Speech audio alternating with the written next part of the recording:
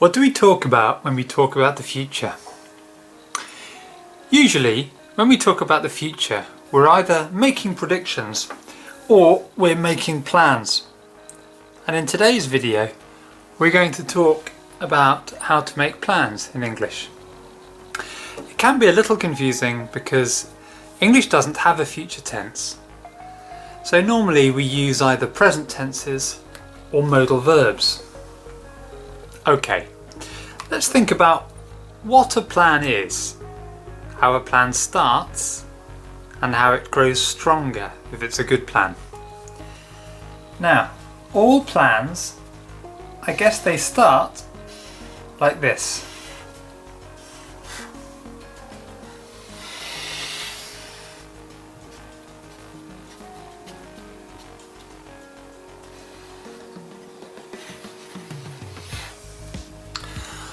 All plans start as an idea.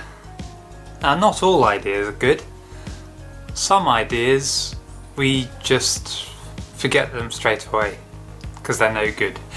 But if an idea is a good idea, then it grows stronger and it becomes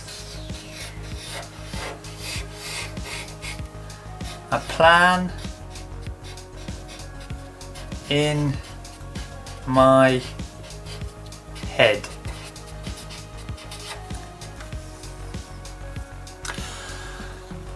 And most of our future plans are like this. They're just plans that we have in our heads. If it's a really good plan, then it can leave our heads. And then it can be something that we can talk to other people about. We might make an arrangement with our friends. We might talk about things like when to do it. We might pay some money on our credit cards, maybe a deposit. So you can see that from a new idea to a plan in my head to an arrangement, these plans are getting stronger and stronger. So a new idea, for example, that's very easy to change. Even a plan in my head, I can change that. It's not too difficult.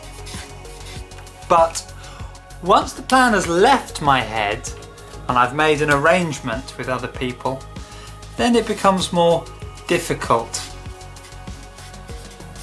to change.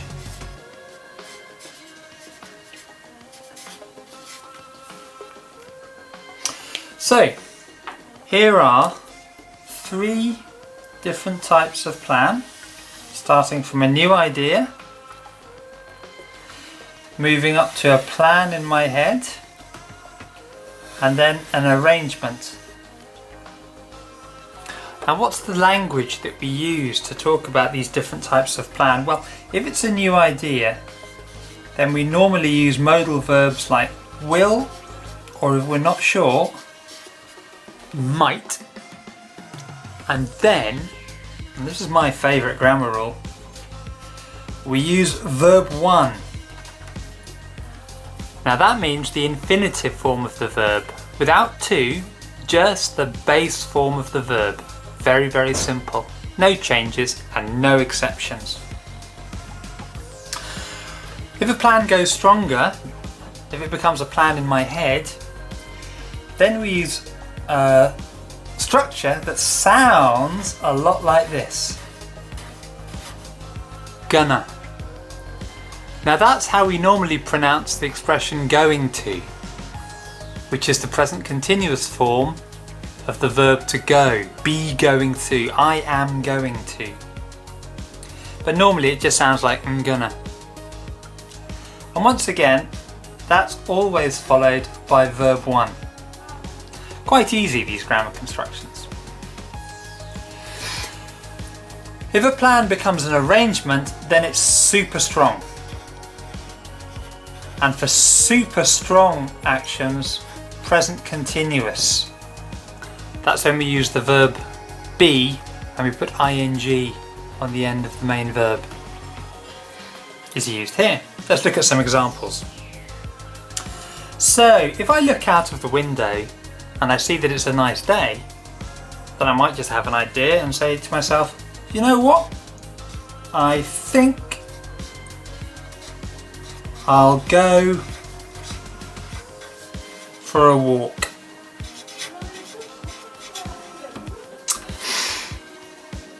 That's just a new idea, and then if the weather suddenly changes, I could change my mind and say, actually no, I think I'll stay at home. Now let's look at a plan in my head. This can be something that I've thought about a bit more. I haven't made a commitment. It might be quite personal, it's just in my head. For example, it might be a plan in my head to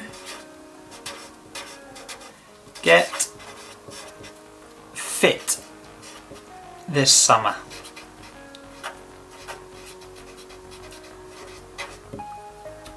I'm gonna get fit this summer. That's a plan in my head. It's been in my head for quite a long time. It's not a new idea, but it doesn't involve a commitment with other people. I haven't arranged a time or spent any money or anything like that. A plan that might involve a commitment with other people and maybe a time would be something like this. I'm going out to dinner with friends tonight. Now this plan probably involves a definite time, maybe 7 or 8 o'clock. I might have called ahead and booked a table. And I've certainly made an arrangement with my friends, and if I let them down, if I don't go, then they might be disappointed. Well, they might be really happy. So let's look at those 3 examples again. The new idea, I think I'll go for a walk. The plan in my head, I'm going to get fit this summer. And an arrangement that I've made, I'm going out to dinner with friends tonight. And you can see that we start with an easy to change idea, a plan in my head that I can change, and then something that's actually quite difficult to change.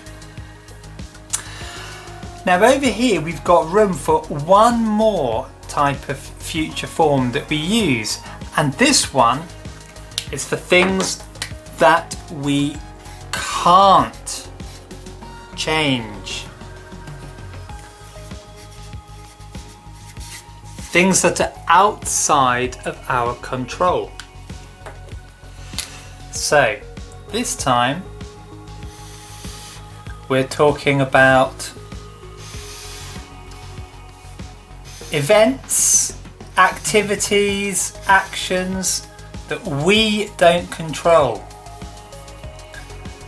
And we often call this the timetable future. And it includes things to do with public transport, spectator events, academic things.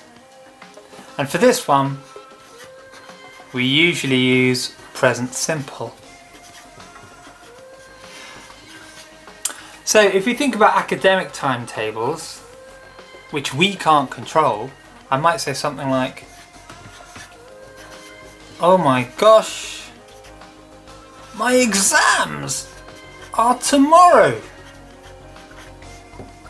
So notice here we're using present simple to talk about something that's clearly in the future. So those are the 4 most common ways to talk about our future plans. Why don't you watch the video again and then do some practice by thinking about some of your own plans. Thanks for watching.